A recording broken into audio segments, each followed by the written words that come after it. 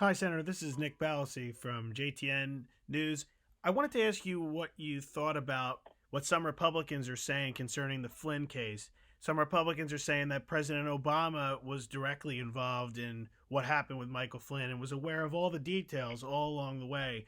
Do you personally share that view, and do you think there needs to be some form of congressional investigation into what the Obama White House and the president himself was doing with the Flynn case? I think there's a great deal of evidence that not only was President Obama involved intimately in the Flynn case and directing it, but that he also was involved in the Crossfire Hurricane, the whole beginning of this thing to go after the Trump campaign and go after Carter Page. And so, yes, I think people should ask. And when they have asked his people have admitted that this was directed by the White House. And so I think the evidence that we have now does point towards the president being directly involved in the Flynn case. People have now concluded by looking at it that it was a setup to go after him, to try to entrap him. And so, I think it's important that people know that this was directed by President Obama. We should ask more questions on whether or not the Crossfire Hurricane, which turns out to be a bungled investigation predicated on things that were on a dossier that was promulgated by Democrat operatives and turned out to be untrue. We spent $35 million investigating it. They found nothing.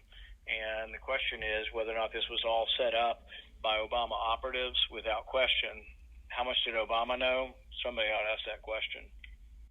Is there anything you're considering possibly proposing to kind of keep the executive branch out of these FISA related issues in the future?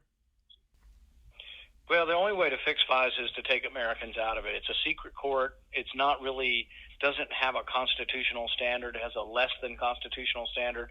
So this court shouldn't be used on Americans. If you want to use it to prevent spies and terrorists, by all means do it. But, we shouldn't be going after political campaigns. I mean, I can't believe other people don't get this. The great horror, even if you're a liberal or progressive Democrat, the horror of intelligence community with all their powers of eavesdropping going after a political campaign.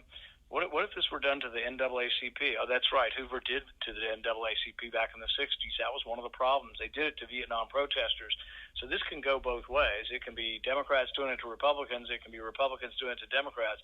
But this kind of abuse and this kind of ability to allow bias to creep in to this enormous power of surveillance is a huge mistake. And we really should not allow this surveillance power to be used against Americans.